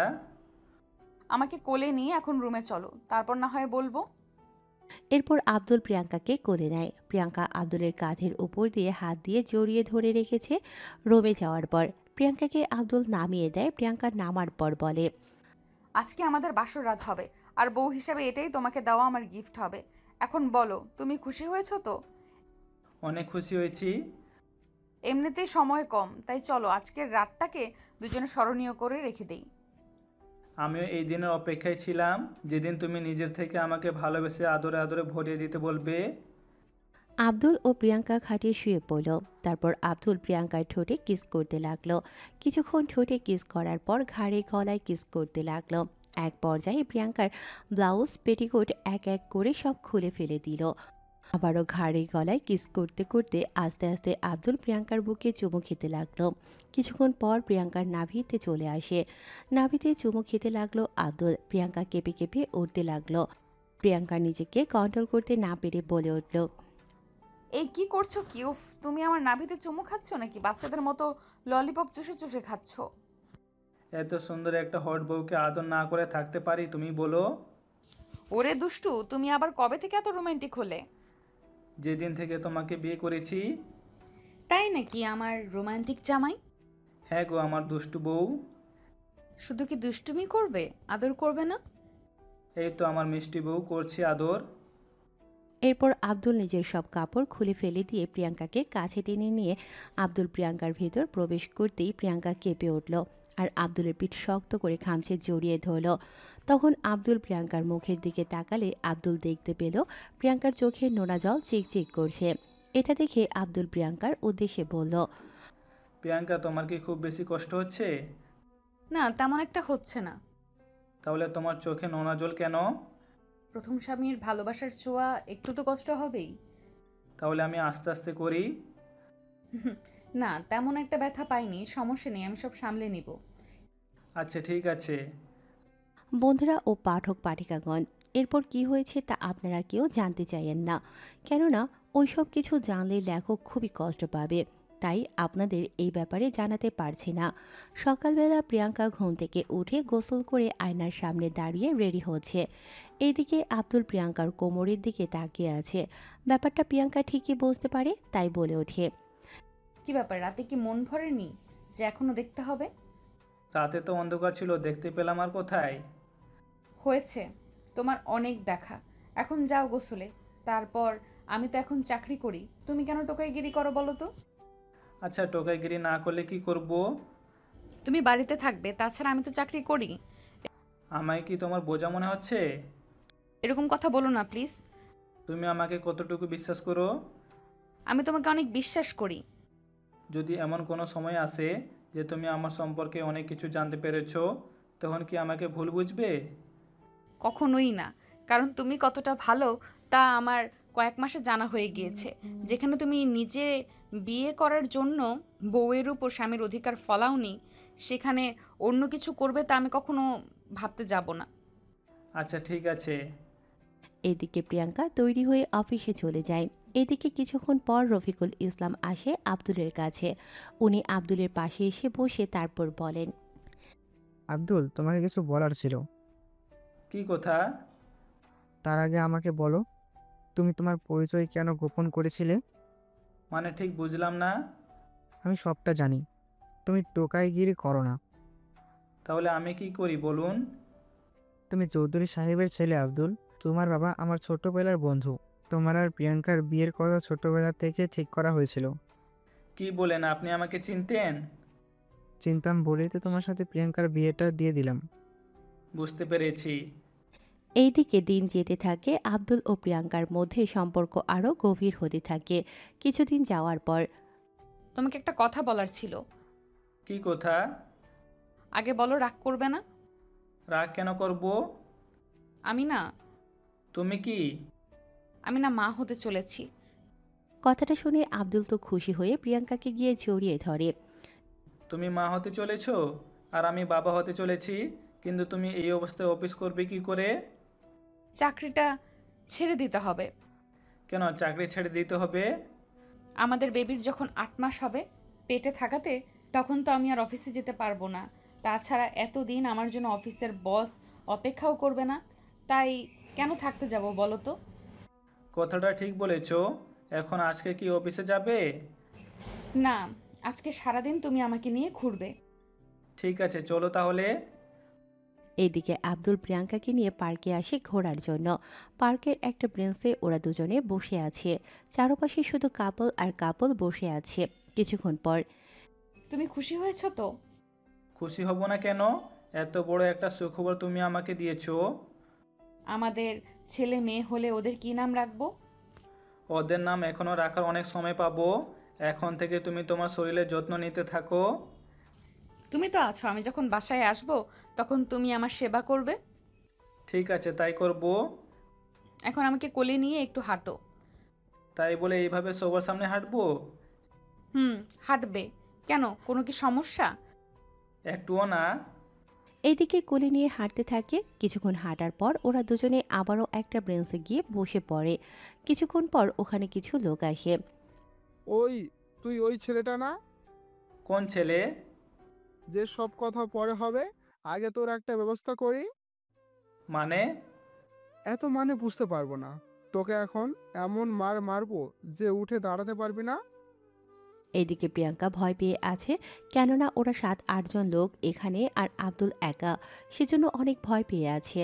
এদিকে আব্দুল সামনে তাকিয়ে দেখে আবির আসতেছে, ওর সাথে নদীও ছিল, তাই আবিরকে ডাক দেয়। আবির, আবির, এ আবির। আরে আব্দুল বন্ধু, তুই এখানে? ভাবি কেমন আছেন? ভালো আর থাকলাম কই ভাইয়া, এরা দেখুন না আমাদের সাথে ঝামেলা করেই চলেছে। ও, এই ব্যাপার। নদী, তুমি তোমার বান্ধবীকে নিয়ে একটা পাশে গিয়ে দাঁড়াও, আমি এদের ব্যবস্থা করতেছি। এবার নিজেদের ক্ষতি করে বসিয়েন না। তেমন কিছু হবে না।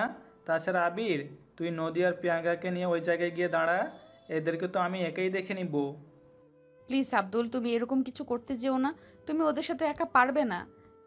এইদিকে ওরা সাইডে চলে যায়, আব্দুল ওদের একাই মারতে থাকে। এইদিকে কিছু লোক আব্দুলের হাতে এখানে মার খাচ্ছে, আবার কিছু লোক আবিরের হাতে। এইদিকে কিছুক্ষণ পর ওরা মার খেয়ে শুয়ে আছে সবাই। যাক, সবগুলা মার খেয়ে শুয়ে আছে। তা ভাবি, আপনারা হঠাৎ করে পার্কে কেন? তার আগে এটা বলো, নদীর সাথে তুমি পার্কে কেন? আসলে আমি আর নদী তো একজন আরেকজনকে পছন্দ করি। নদী, তুই তো আমাকে কখনো এই ব্যাপারে কিছু বলিসনি। বলবো কি করে? বিয়ের পর আর 4 মাস, এই মাসগুলোতে তুই কি আমার সাথে যোগাযোগ করার চেষ্টা করেছিস যে আমি তোকে বলবো সবটা? তাই তো, সত্যি রে, আমার মনে ছিল না। তাছাড়া সারাদিন অফিস করে আর সময়ই পাই না। হয়েছে, আর বলতে হবে না। এখন বল তোর কি খবর? এইদিকে প্রিয়াঙ্কা ও নদী দুজনে আলাপ করতে থাকে, এইদিকে আব্দুল ও আবির কথা বলতে থাকে। তা বন্ধু, এখন কি প্রিয়াঙ্কা তোর ব্যাপারে কিছু জানি না? না, আমি ওকে এখনো কোনো কিছু জানাইনি। কিন্তু কেন? আর কত মাস অপেক্ষা করবি? এখনো অনেক মাস অপেক্ষা করা বাকি আছে। কেন বলতো? আমি ওকে সারপ্রাইজ দিব সেজন্য। কি রকম? চিন্তা করিস না, তোকেও জানাবো। এখন তুই আমাকে এটা বল, নদীর সাথে তোর সেটিং হলো কি করে? বন্ধু, সে অনেক কাহিনী। যদি বলতে চাই তাহলে তো গল্পের অর্ধেক ক্যারেক্টার আমাদের নিয়ে শেষ হয়ে যাবে। কিন্তু এত সমস্যা কি? তোদের দুজনের এখনো অনেক কিছু লেখা বাকি আছে, তাই আমাদের কাহিনী লিখে গল্পটা শেষ না করে তোমরা তোমাদের কাহিনী লিখে গল্পটা সুন্দর করে তুলো। আচ্ছা ঠিক আছে, এখন তাহলে উঠি আমি। এদিকে নদী ও প্রিয়াঙ্কার কথা বলা শেষ হয়ে গেলে আব্দুল প্রিয়াঙ্কাকে নিয়ে চলে আসে বাড়িতে। এদিকে পরের দিন প্রিয়াঙ্কা অফিসে চলে যায়। প্রিয়াঙ্কা যাওয়ার কিছুক্ষণ পর আব্দুল যায় ওখানে। কিছুক্ষণ পরে ম্যাম, আপনাকে স্যার ওনার রুমে যেতে বলেছে। এই কথা শুনে প্রিয়াঙ্কা অনেক অবাক হলো, কেননা আজ এতগুলো মাস প্রিয়াঙ্কা এখানে কাজ করতেছে, কিন্তু কখনো ওর স্যার ওকে এইভাবে ডেকে নেয়নি, তাই প্রিয়াঙ্কা অবাকই হলো। আমি আসতেছি। এরপর প্রিয়াঙ্কা নিজেকে ঠিক করে নেয়, এরপর স্যারের রুমের দিকে রওনা দেয়। স্যার, আমাকে কি ডেকেছেন? হ্যাঁ, আমাকে কিছু কাজের জন্য আমেরিকা যেতে হবে, তাই আপনাকেও যেতে হবে। কিন্তু স্যার, আমি বিবাহিত, আপনার সাথে কিভাবে একা যাব এতটা দূরে? তাছাড়া আমার হাজবেন্ড কখনো রাজি হবে না। বেশ তো, আপনি চাইলে আপনার হাজব্যান্ডকেও নিয়ে আসতে পারেন। আপনারা দুজন এক রুমে থাকবেন আর আমি আরেক রুমে। তবে কাজের সময় আপনার স্বামীকে নিয়ে যেতে পারবো না, কারণ ওখানে অফিসের বাইরের লোক এলাও না। ঠিক আছে স্যার, আমি তাহলে আমার হাজবেন্ডকে নিয়েই যাব। আপনি তাহলে এবার আসতে পারেন। এদিকে প্রিয়াঙ্কা চলে যায়। অন্যদিকে প্রিয়াঙ্কা যাওয়ার পর আব্দুল চেয়ারটা ঘুরিয়ে সামনের দিকে তাকায়, কেননা এতক্ষণ ধরে আব্দুল চেয়ার ঘুরিয়ে রেখেছিল, যার জন্য প্রিয়াঙ্কা আব্দুলকে দেখতে পারেনি। তবে আব্দুলের মুখে মাস্ক ছিল বলে কণ্ঠটাও চিনতে পারেনি। কিছুক্ষণ পর প্রিয়াঙ্কা ছুটি নিয়ে বাসায় আসে। বাসায় আসার পর, আব্বু, তোমার জামাই কোথায়? জানি না, সকালে বের হয়েছে। আচ্ছা, আমি রুমে গেলাম। এইদিকে কিছুক্ষণ পর আব্দুল বাড়িতে আসাতে প্রিয়াঙ্কা আব্দুলকে সবটা বলে। আচ্ছা, আমি না গেলে হয় না? তুমি না গেলে কি করে হবে? তাছাড়া ওই লোকটা যদি আমার সাথে উল্টোপাল্টা কিছু করে বসে তখন কি হবে ভেবে দেখেছো? তাছাড়া আমি এখন পর্যন্ত ওনাকে দেখিনি, তাই আমি বলেছি তুমিও আমার সাথে যাবে, কেননা আমি ওনার সাথে একা গেলে তুমি রাগ করবে, সেই জন্য আমি তোমাকে সাথে নিয়ে যাব, ঠিক আছে? আচ্ছা ঠিক আছে। এদিকে পরের দিন আব্দুল প্রিয়াঙ্কাকে নিয়ে বের হয়। পথের মধ্যে প্রিয়াঙ্কার বস মানে আব্দুল মেসেজ করে জানিয়ে দেয় সব কিছু ঠিক করে রেখেছে, এখন শুধুমাত্র ওরা যেন একা এখান থেকে চলে যায়। এতে প্রিয়াঙ্কা খুশি হলো, কেননা প্রিয়াঙ্কা আব্দুলের সাথে কিছুটা সময় তো কাটাতে পারবে। এইদিকে ওরা সব কাজ শেষ করে প্লেনে গিয়ে বসে পড়ে। ওখানে ওরা পুরোটা সময় গল্প করতে করতে চলে আসে। ওখানে আব্দুল গোপনে গোপনে প্রিয়াঙ্কাকে মেসেজ করে বলতে থাকে কি কি করতে হবে। এইদিকে কি ব্যাপার, তোমার বসকে দেখতে পাচ্ছি না? আমিও তো তাই ভাবছিলাম, ওনাকে কোথাও খুঁজেও পাচ্ছি না। তাছাড়া উনি মেসেজ করে আমাকে সব কিছু বলতেছে, সামনে কেন আসছে না তাই বুঝতে পারছি না। আচ্ছা যাক গিয়ে, আমাদের জন্য রুম বুক করা আছে, চলো আমরা রুমে চলে যাই। এইদিকে ওরা রুমে গিয়ে রেস্ট নেয়। এইদিকে ঈশা কল দেয়। কি হয়েছে বলো? কি হয়েছে তা তো তুই বলবি। আমি কি বলবো? তুই যে ভাবিকে নিয়ে চলে গেলি, আর তো আমাদের কথাও কিছু জানালি না। আমি ব্যবসার কাজে আমেরিকা এসেছি, তাছাড়া ওখান থেকে এসে তোদের একটা সারপ্রাইজ দিব। সত্যি বলছিস? কি সারপ্রাইজ বল না আমাকে। সবটা যদি বলে দেই তাহলে আর কি কিছু বাকি থাকে বল আমায়। কিন্তু কি সেটা আমাকে বল। বললাম তো এখানে শুধু 3 দিন থাকবো, তারপর আমি জানাবো। ঠিক আছে ভাই। এইদিকে পরের দিন প্রিয়াঙ্কা আব্দুলকে হোটেলে রেখে বেরিয়ে পড়ে। কিছুক্ষণ পরেই প্রিয়াঙ্কার বস মানে আব্দুল চলে আসে। আব্দুল কালো একটা হুডি পরে এসেছে আর মুখটা সম্পূর্ণ ঢেকে এসেছে। কিছুক্ষণ পর, স্যার আপনি চলে এসেছেন? হুম। স্যার তাহলে আমরা কোথায় যাচ্ছি এখন? গাড়িতে উঠুন, আপনাকে বলতেছি। এরপর প্রিয়াঙ্কাকে সবটা বোঝাতে থাকে। প্রিয়াঙ্কা সবটা বুঝে নেয় কিভাবে কী করতে হবে। কিছুক্ষণ পর ওরা একটা অফিসে আসে। প্রিয়াঙ্কা সব ফাইল রেডি করে রেখেছে। এরপর ফাইলে কি কি আছে তা প্রিয়াঙ্কাকে পড়ে বুঝিয়ে দিতে বলে। নিন, সবাইকে ফাইলে থাকা কাজগুলো বুঝিয়ে বলেন। ঠিক আছে স্যার। এইদিকে প্রিয়াঙ্কা সব কিছু বোঝাতে থাকে। সবটা বুঝে ওঠার পর আব্দুল প্রিয়াঙ্কাকে নিয়ে আবারও হোটেলে চলে আসে। হোটেলে এসে প্রিয়াঙ্কাকে রুমে পাঠিয়ে দেয়। প্রিয়াঙ্কা রুমে গিয়ে আব্দুলকে দেখতে পায়নি, আর পাবি বা কী করে, কেননা আব্দুল তো ছদ্মবেশে প্রিয়াঙ্কার পাশেই। রুমে খোঁজার পর না পেয়ে কল দেয়। কল রিসিভ করে। কোথায় তুমি? রুমে এসে দেখি তুমি নেই। আসলে তুমি রুমে নেই তো, তার উপর আমি একা একা বোর হয়ে যাচ্ছিলাম, সেজন্য আমি চলে আসলাম চারপাশটা ঘুরে দেখার জন্য। তাছাড়া আমি রুমে এসেছি, এখন জলদি করে রুমে আসো। আচ্ছা, আসতেছি। এইদিকে প্রিয়াঙ্কা ওই রুমে ড্রেস চেঞ্জ করে আব্দুলও চলে আসে প্রিয়াঙ্কার রুমে। প্রিয়াঙ্কা আব্দুলকে দেখতে পেয়ে জড়িয়ে ধরে। তুমি জানো আমি কতটা ভয় পেয়ে গেছিলাম। ভয় কেন পেলে? আমি তো আশেপাশে ছিলাম তোমার।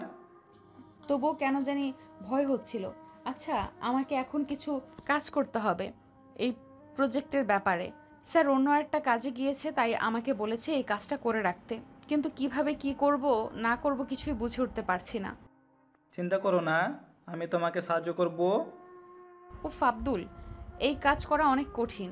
এটা যারা মাস্টার্স পাস বা আগে থেকে অভিজ্ঞ আছে তারা পারবে। তাহলে কেন আমার কাজের 12টা বাজবে বলো তো? এমনিতেই মাথা ব্যথা, তার উপর কাজ শেষ করব কি করে তাই নিয়ে ভাবতেছি। তুমি এই ওষুধ খেয়ে শুয়ে পড়ো। আমি ঘুমালে কাজটা করবে কে? তাছাড়া এটা সকালে সাবমিট করতে হবে। যদি ওনাদের পছন্দ হয় তাহলে সাইন নিয়েই দেশে ফিরে যাব আমরা। উফ, তোমাকে যা বলেছে তাই করো, ওষুধ খেয়ে ঘুমাও। না আব্দুল, শোনো না, কাজটা শেষ করি আগে। আচ্ছা, পানি তো খাবে? তা খাওয়া যায়। এইদিকে পানির সাথে মাথা ব্যথার ঔষধ আর হালকা ঘুমের ঔষধ মিশিয়ে দিয়ে প্রিয়াঙ্কাকে খাইয়ে দেয়। প্রিয়াঙ্কা পানি খাওয়ার 5 মিনিট পরেই ঘুমিয়ে পড়ে। এইদিকে আব্দুল সব কাজ শেষ করে নেয়। কাজটা শেষ করতে আব্দুলেরও 3 ঘন্টার মতো লেগেছে। তাই আব্দুল ভাবতে থাকে, উফ, যেখানে আমার 3 ঘন্টা লেগে গেছে সেখানে এই মেয়ে কিনে 1 ঘন্টায় কাজ শেষ করবে? একে নিয়ে আর পারাও যায় না। সব কাজ শেষ করে ওরা ঘুমিয়ে পড়ে। সকালবেলায় আব্দুল উঠে খাবার অর্ডার করে খেয়ে নেয়। সকাল 8টায় ফাইল নিয়ে অফিসে যায় আর ফাইলে সাইন নিয়ে সকাল 9টায় চলে আসে। এদিকে প্রিয়াঙ্কা এখনও ঘুমোচ্ছে। ঘুম থেকে উঠে আব্দুলকে তো সেরকমের বকাবকি শুরু করে দিয়েছে। উফ, তোমার ভালোর জন্য আমি তা করেছি, তাছাড়া চিন্তা করো না, তোমার ফাইলে সাইন নেওয়া শেষ। তোমার স্যার বলেছে তোমাকে নিয়ে যেন আমি দেশে ফিরে যাই। ওনার আরও কিছু কাজ আছে, সেগুলো করা শেষ হলে উনি আসবে। আচ্ছা কাজগুলো করেছে কে? তোমাকে ভাবতে হবে না, আমি সব গুছিয়ে নিয়েছি। তুমি এখন নাস্তা করো, তারপর আমরা বের হব। এইদিকে প্রিয়াঙ্কা ফ্রেশ হয়ে আসে। প্রিয়াঙ্কা ফ্রেশ হতেই নাস্তা করে ওরা বেরিয়ে পড়ে বাংলাদেশের উদ্দেশ্যে। বাংলাদেশে ওরা নিজেদের বাড়িতে চলে আসে বাড়িতে আসার 3 দিন পর। আচ্ছা, তোমাকে কিছু কথা বলবো, রাগ করবে না তো? রাগ করবো কেন? কি কথা বলো। আমি যে কোম্পানিতে চাকরি করি, ওই কোম্পানির চেয়ারম্যান আমাকে আর তোমাকে ওনার বাড়িতে ডিনার করার জন্য যেতে বলেছে। হঠাৎ আমাদের কেন? আরে, আমি যে প্রজেক্ট রেডি করেছি এটার জন্য। তাহলে যাবো, সমস্যা কি? কিন্তু আমার জন্য আনইজি লাগতেছে। আচ্ছা, কোনো ব্যাপার না, আমরা কালকেই যাব। ঠিক আছে। পরের দিন ওরা শপিংয়ে যায়। ঈশার জন্য আব্দুল চকলেট কিনে নেয় আর বাকি যার যেটা পছন্দ তার জন্য তা কিনে নেয়। সবটা নেওয়া শেষ হলে প্রিয়াঙ্কাকে নিয়ে চলে আসে আব্দুল ওর নিজের বাড়িতে। প্রিয়াঙ্কা বাড়ির ভেতরে যাচ্ছে আর অবাক হয়ে চারদিকটা দেখতে থাকে, কেননা অনেক সুন্দর করে সাজানো হয়েছে বাড়িটা। প্রিয়াঙ্কা আসাতে ওনারা অনেক খুশি হয়। ঈশা তো এসে আব্দুলের হাত থেকে ওর গিফট নিয়ে এসে বসে পড়ে আর বাকিদের জন্য সবটা নিয়ে আসে। এইদিকে প্রিয়াঙ্কা আব্দুলের সাথে ওনাদের আলাপ করিয়ে দিতে থাকে। কিছুক্ষণ পর, তা তোমরা বিয়ে করছো তো অনেক মাস হলো, তা বেবি নেওয়ার চিন্তা কি করছো? আসলে আন্টি, আমি 2 মাসের প্রেগনেন্ট। এই কথা শুনে আব্দুলের বাবা মা তো দুজনেই খুশি হয় আর ঈশা তো খুশিতে প্রিয়াঙ্কাকে এসে ভাবি ভাবি বলে খুশিতে জড়িয়ে ধরে বলে, উফ, কত খুশি লাগতেছে, আমি ফুপ্পি হব। এইদিকে প্রিয়াঙ্কা ওনাদের কথাগুলো শুনে লজ্জা তো পাই, সাথে কি বলবে বুঝতে পারছে না। ওনাদের খুশি দেখে প্রিয়াঙ্কার মনে হয়েছিল এটা যেন ওরই পরিবার। কিছুক্ষণ পর আব্দুলের মা একটা গহনা নিয়ে আসে। আমি খুব খুশি হয়েছি, তাই আমাদের পক্ষ থেকে এই নেকলেসটা তোমার জন্য। আন্টি, কি বলছেন কি? আমি এটা নিতে পারবো না। আমি আপনাদের অফিসের একজন কর্মচারী। তাছাড়া এত কিছু দেওয়া বা আমার পক্ষে নেওয়া কোনোটাই ঠিক হবে না। কোনো কিছু হবে না, এটা আমি আমার নাতি নাতনির জন্য দিলাম। কি? কিছু না, এটা তোমাকে নিতে হবে ব্যাস, আর রাতে খেয়ে যাবে। এইদিকে প্রিয়াঙ্কা যতক্ষণ ওই বাড়িতে ছিল ততক্ষণ অনেক খুশি ছিল, কেননা প্রিয়াঙ্কা তো আর জানে না এটা যে ওরই বাড়ি। ওখানে রাতের খাবার খেয়ে আসতে যাবে তখনই। আচ্ছা, একটা কথা বলবো কি তোমাকে? কি কথা আন্টি? বলছিলাম কি, এখন তো রাত 1টা বাজে, তাই আজ রাত তোমরা দুজনে আমাদের বাড়িতেই থাকো। কিন্তু আন্টি, আমরা থাকলে তো আপনাদের অসুবিধা হবে। তার উপরে সকালে আবার অফিসে যেতে হবে। তেমন কিছু হবে না, আজকে আমাদের বাড়িতে থাকবে ব্যাস। এইদিকে আব্দুলও রাজি হয়ে যায়। ঈশা আব্দুলের রুমটাই দেখিয়ে দিল ওদের। ভাবি, তুমি এই রুমে থাকো আজকে রাতটা। আচ্ছা, তুমি আমাকে বারবার ভাবি ডাকতেছো কেন? আসলে এমনিতেই বেরিয়ে যাই, আমার ভাইয়া এখনো বিয়ে করেনি তো, সেজন্য কাউকে ভাবি রাখতে পারছি না, তাই আপনাকে ডেকে অভ্যাস করে নিতেছি। ও তাই বলো, আমি তো কি না কি ভেবে নিয়েছিলাম। এইদিকে আব্দুল ও প্রিয়াঙ্কা শুয়ে পড়ে। কিছুক্ষণ পর প্রিয়াঙ্কার ঘুম আসে না, নতুন জায়গা সেজন্য একটু আনিজি লাগতেছে, তাই উঠে যেতে চাইবে তখনই আব্দুলকে বলে, ওগো শুনছো, আমার ঘুম আসছে না। এটা তো আমাদের বাড়ি না যে ছাদে গিয়ে কাটিয়ে দিব।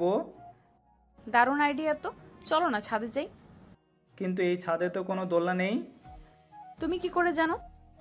না মানে আমি বাড়িতে আসার পর গিয়েছিলাম, একবার ছাদে দেখলাম তখন। কিন্তু তুমি তো আসার পর থেকে আমার সাথেই ছিলে। তাছাড়া এখন কি করব? দোলনায় বসে চাঁদ দেখতে ইচ্ছে করতেছে। তোমার যখন ইচ্ছা করতেছে তখন তো তা পূরণ করতেই হয়। কিভাবে? ছাদে দোলনা নেই তো কি হয়েছে, এই রুমে বারান্দায় কিন্তু দোলনা আছে। চলো দুজনে গিয়ে ওখানে যাই। 1 মিনিট, তুমি কি করে জানো এই রুমের বারান্দায় দোলনা আছে? আমরা তো এখনো বারান্দায়ও যাইনি। তাহলে তুমি কি করে জানলে তা বলো তো? আরে এখান থেকেই তো দোলনা দেখা যাচ্ছে। কি বলো, এখান থেকে দেখা যাচ্ছে? কই দেখি তো, আমি দেখতে পাই কি না। এইদিকে প্রিয়াঙ্কাকে কাছে টেনে দেখায়। এরপর প্রিয়াঙ্কাকে নিয়ে দোলনায় বসে সারা রাত কাটিয়ে দেয়। সকালবেলায় আব্দুল প্রিয়াঙ্কাকে নিয়ে চলে আসে ওদের বাড়িতে। এদিকে গল্পের মধ্যে কোনো মারামারি নেই, তাই আপনাদের মধ্যে অনেকে বোর হয়ে যাচ্ছেন। আবার অনেকে মজা নিচ্ছেন, তাই যারা বোর হয়ে যাচ্ছেন তাদের উদ্দেশ্যে বলতেছি, গল্পটা একটা টোকাই ছেলে কিভাবে একজন সত্যিকারের ভালোবাসার মানুষটাকে খুঁজে পেয়েছে তা এই গল্পের মাধ্যমে আপনারা জানতে পেরেছেন। তবে গল্পে এখনও একটা মারামারি থেকে গিয়েছে, যা একটু পরেই আপনাদের মাঝে তুলে ধরব। এখন চলুন অন্যদিকে যাই। তোমার জন্য একটা সারপ্রাইজ আছে আমার পক্ষ থেকে।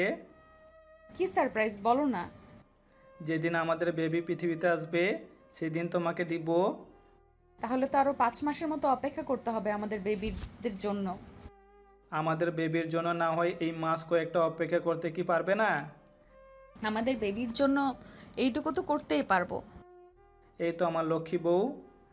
না গো, আমি তোমার রোমান্টিক মিষ্টি বউ। তাই নাকি? হ্যাঁ গো স্বামী। এইদিকে যেতে যেতে 2 মাস চলে যায়। আব্দুল একদিন রাস্তার ধারে হাঁটছিল, তখন কয়েকটা ছেলে আসে আব্দুলের সামনে। ছেলেটাকে দেখে আব্দুলের চিনতে আর বাকি রইল না। এই কি তুই এখানে? ওই দিন তোকে আমি তোর পাপের শাস্তি দিয়েছি, আজকে তোকে মনে হয় আবার দিতে হবে। এই বলে ওদের মাঝে মারামারি হতে থাকে। এতে করে ছেলেটি অনেক মার খায়। ওখানে ওদের মেরে আব্দুল চলে আসে। এদিকে আব্দুলের মুখে ও শরীরে কিছুটা মারের দাগ ছিল। প্রিয়াঙ্কা দেখতে পেয়ে আব্দুলকে গিয়ে জড়িয়ে ধরে কান্না করতে থাকে। কি হয়েছে তোমার? কে করলো তোমার এই অবস্থা? আরে আমি ঠিক আছি, ওরা 7 জন ছিল, তাই ওদের সাথে মারামারি করতে গিয়ে এইটুকু অবস্থা হয়েছে, ঠিক হয়ে যাবে। এইদিকে প্রিয়াঙ্কা আর কিছু বলল না। অন্যদিকে পরের দিন আব্দুলের বাড়িতে পুলিশ আসে। পুলিশ এসে, বাড়িতে কেউ আছেন? কি হয়েছে অফিসার, আপনারা এখানে কেন? এখানে আব্দুল নামে কেউ কি থাকে? আব্দুল থাকে, কিন্তু উনি আমার স্বামী হয়। কিন্তু কি করেছে ও? আজ রাতে কয়েকটা ছেলেকে মেরেছে, আর ছেলের বাবা থানায় মামলা করেছে, তাই ওনাকে ধরে নিয়ে যেতে এসেছি। কিন্তু অফিসার, ওনারা তো উল্টো আমার হাজবেন্ডকে মারতে এসেছিল, আর আমার হাজবেন্ড নিজেকে রক্ষা করতে গিয়ে এরকমটা হয়েছে। দেখুন, আমরা কিছু করতে পারবো না, ওনার নামে মামলা হয়েছে, তাই ওনাকে আমরা নিয়ে যাব। আপনার কিছু করার থাকলে উকিলের সাথে কথা বলবেন। এই দেখে অফিসার আব্দুলকে নিয়ে যেতে থাকে। যাওয়ার আগে আব্দুল প্রিয়াঙ্কাকে বলে যায়, প্রিয়াঙ্কা, তুমি চিন্তা করো না, আমি 1 ঘন্টার মধ্যে তোমার কাছে ফিরে আসব। তুমি বাড়ির বাইরে একটি পাও দিবে না, তুমি বাড়িতে থাকো, আমি ঠিক 1 ঘন্টার ভিতরে তোমার সামনে চলে আসব। তুমি সত্যি বলছো তো? কিন্তু উকিল কিভাবে ধরবো? সবটা আমার উপরে ছেড়ে দাও, তুমি শুধু আমাদের বেবির কথা চিন্তা করো, আর কোনো কিছু করতে হবে না। ঠিক আছে, কিন্তু আমার ভয় হচ্ছে। বললাম তো কোনো ভয় পেতে হবে না। এইদিকে পুলিশ অফিসার আব্দুলকে নিয়ে পুলিশ স্টেশনে চলে আসে। কিছুক্ষণ পর আব্দুল আবিরকে কল দেয়। এদিকে 20 মিনিট পর পুলিশ স্টেশনে আব্দুলের বাবা মা আর ঈশাও আসে, আর ওনাদের সাথে আবির উকিল নিয়ে এসেছে। আব্দুলের বাবা মাকে দেখে পুলিশ অফিসার দাঁড়িয়ে যায়। এ কি স্যার, আপনি এখানে? আমি এখানে। আমার ছেলেকে কেন ধরে এনেছেন? স্যার, উনি কি আপনার ছেলে?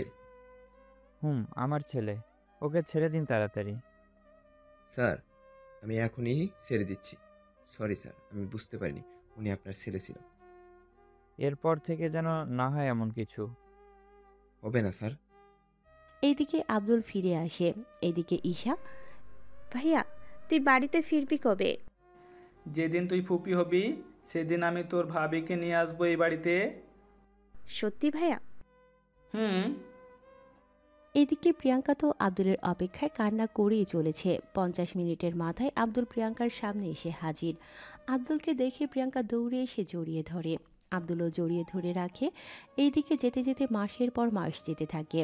এখন প্রিয়াঙ্কা আর অফিসে যায় না, কেননা প্রিয়াঙ্কার দেখাশোনার জন্য এখন এমনিতেই লোক লাগে। তাই প্রিয়াঙ্কার আর অফিসে যেতে দেয় না আব্দুল। প্রতিদিন আব্দুল প্রিয়াঙ্কাকে গোসল করিয়ে দেয়া, তৈরি করে দেয়া থেকে শুরু করে খাইয়ে দেয়া সব কাজ আব্দুল করতে থাকে। প্রিয়াঙ্কার তখন প্রায় 9 মাস চলতে থাকে। তবে প্রিয়াঙ্কা আগের থেকে বেশি দুর্বল হয়ে যায়। তাই আব্দুল প্রিয়াঙ্কাকে বলে, প্রিয়াঙ্কা, তোমাকে একটা কথা বলবো, যদি রাখো। কি কথা বলো না। বলছিলাম কি, তোমার অফিসের স্যার উনি বলেছে তোমাকে ওনার বাড়িতে গিয়ে থাকার জন্য। কি বলো? আমি কেন ওনাদের বাড়িতে গিয়ে থাকবো? তোমার সেবা যত্ন করার কেউ নেই, তাই ওনারা বলেছে তোমাকে নিয়ে যেন যাই ওখানে। কিন্তু ওনারা তো আমার অফিসের মালিক, আমাকে কেন যেতে বলেছে আমি তো নিজেও কিছু বুঝতে পারছি না। আচ্ছা, এতে কিছু ভাবতে হবে না। ওনারা বলেছে গাড়ি পাঠিয়ে দিবে, আমাদের বলেছে যাওয়ার জন্য। এইদিকে প্রিয়াঙ্কা কোনো কিছু বলছে না। বিকেলে কয়েকটা গাড়ি আসে, ওখানে একটা অ্যাম্বুলেন্সের করে প্রিয়াঙ্কাকে নিয়ে আসা হলো আব্দুলদের বাড়িতে। প্রিয়াঙ্কা ও আব্দুলের রুমে থাকার ব্যবস্থা করে দেয়া হলো। এদিকে প্রিয়াঙ্কার পাশে থাকার জন্য, দেখাশোনার জন্য 4 জন নার্স আর 2 জন ডক্টর নিয়ে সবসময় আব্দুলের বাড়িতে থাকতো। এদিকে আব্দুলের বাবা মা আর ঈশা আসে ওই রুমে। ভাবি কেমন আছে এখন? তুমি আমাকে ভাবি ডাকলে লজ্জা লাগে আমার। কেন? আমি তো তোমার আপন ভাবি না যে ভাবি বলে ডাকবে। তাছাড়া সত্যি বলতে আপনারা অনেক ভালো। আমার মতো একটা মেয়েকে এত বড় বাড়িতে এনে থাকতে দিয়েছেন, নিজের বৌমায়ের মতো খেয়াল রাখছেন। সত্যি আপনাদের মতো যদি আমার এরকম একটা সংসার হতো তাহলে কতই না আমি লাকি হতাম। বেশ, তো তাহলে এই বাড়িতে থেকে যাও আমাদের সাথে। আসলে তা কি করে হয়? আমার স্বামী আছে, তার উপর আমার সন্তান আসবে কয়েকদিন পর। আমি কিভাবে আপনাদের বাড়িতে থাকবো? তাছাড়া আমার তো কোনো অধিকারও নেই থাকার।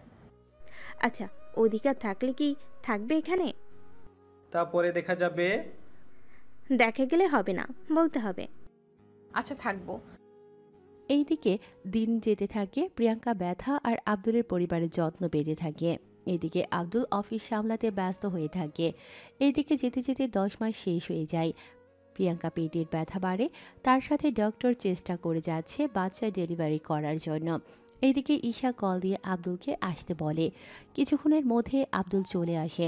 এদিকে ডক্টর নিজেদের কাজ করতে ব্যস্ত। 1 ঘন্টা পর বাচ্চার কান্নার আওয়াজ আসে, তাই সবাই রুমে ঢুকে আর ওনারা বাচ্চাদের আদর করতে থাকে। এইদিকে প্রিয়াঙ্কা তো কিছু বুঝতে পারছে না, তাই আব্দুল সবাইকে বসতে বলে আর প্রিয়াঙ্কাকে বলে, আমি তোমাকে সারপ্রাইজ দিব বলেছিলাম না? এটা হলো আমার সারপ্রাইজ। এরা আমার পরিবার, আর এটা আমার বাড়ি, আর এরাই হচ্ছে আমার আর তোমার পরিবার। সত্যি বলতেছো তো ওনারা আমার পরিবার? হ্যাঁ, সত্যি ভাবি। এই জন্যই তো আমি তোমাকে দেখলে ভাবি বলে ডাকতাম। কিন্তু তুমি তো টোকাই ছিলে। আমি টোকাইগিরি এই জন্য করতাম যেন আমি একজন সত্যিকারের জীবনসঙ্গী পাই। আমার আসল পরিচয় পেলে লক্ষ লক্ষ মেয়ে আমাকে বিয়ে করার জন্য আসবে। কিন্তু আমি দেখতে চেয়েছি আমাকে ওই অবস্থায় দেখে যদি কেউ ভালোবাসে তাহলে আমি তাকেই বিয়ে করব, আর রাজকুমারীর মতো রাখবো তাকে আমি। কিন্তু বিয়ের পর কেন বলনি আমাকে? এই জন্য, কারণ যদি তুমি আমাকে ভুল বুঝো, সেজন্য আগে তোমাকে বুঝতে শিখেছি, তাই আজকে সবটা জানালাম। আর এই নাও তোমাদের সব কিছু যা আমি কিনেছিলাম, আর আজকে আমি তোমাদের সব কিছু তোমাকে ফিরিয়ে দিলাম। সত্যি আজকে টোকাই ছেলেকে আমি ভালোবেসে কোনো ভুল করিনি। এবার আমাদের বেবিদের আমার কোলে দাও। এই নাও বেবিদের। প্রিয়াঙ্কা আব্দুলের কোলে বেবিদের দিল। আব্দুল বেবিদের নিয়ে খেলতে থাকে আর কপালে চুমু দিতে থাকে। আব্দুলের এমন কাণ্ড দেখে আব্দুলের বাবা মা আর ঈশা রুম থেকে বেরিয়ে যায়। আব্দুল বেবিদের পাশে শুইয়ে দিয়ে প্রিয়াঙ্কাকে জড়িয়ে ধরে কপালে চুমু খেয়ে বলল, সত্যি প্রিয়াঙ্কা, তুমি আমাকে আজকে অনেক বড় উপহার দিলে, আমি সারা জীবনে ভুলতে পারবো না। তাই নাকি আমার টোকাই স্বামী? হ্যাঁ গো, আমার লক্ষ্মী মিষ্টি বউ। তাই? তাহলে আমার উপহার কই? সত্যি তুমি উপহার নেবে? নিব। আমি তোমাকে এত বড় উপহার দিলাম, আমার তো হক আছে তোমার উপর উপহার নেওয়ার। আমার উপহার তো তোমাকে শুধু আদরে আদরে ভরিয়ে দেওয়া। তা তো আমি জানি, আমাকে আদরে আদরে ভরিয়ে দেওয়া, এবার কিন্তু আমার আরও বেবি লাগবে। এত বেবি নিয়ে কি করবে? ছোটোখাটো ফুটবল ব্রাজিল টিম বানাবো। তাই? হ্যাঁ গো স্বামী। আচ্ছা, একটু কাছে আসো, ছোট্টখাটো ফুটবল ব্রাজিল টিম বানিয়ে দিচ্ছি। আব্দুলের কথা শুনে প্রিয়াঙ্কা আব্দুলের কাছে এসে বলে, এবার আমার ফুটবল ব্রাজিল টিম বানিয়ে দাও। এই তো দিচ্ছি। আব্দুল কথাটা বলে প্রিয়াঙ্কার মাথার পেছনে হাত দিয়ে প্রিয়াঙ্কার ঠোঁটে আব্দুল নিজের ঠোঁট ডুবিয়ে দিল। পাশে থাকা বেবিরা আব্দুল আর প্রিয়াঙ্কার এরকম কাণ্ড দেখে হাত ছোড়াছুড়ি করে হাসতে লাগলো। এটা দেখে আব্দুল আর প্রিয়াঙ্কা ফিক করে হেসে উঠল।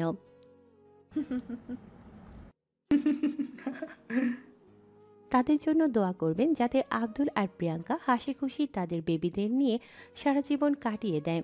সত্যি অসাধারণ এইরকম ভালোবাসা আর কজন পায়? সত্যিকারে ভালোবাসার মানুষের হাত কখনোই সেই হাত বিশ্বাসঘাতকতা করে না।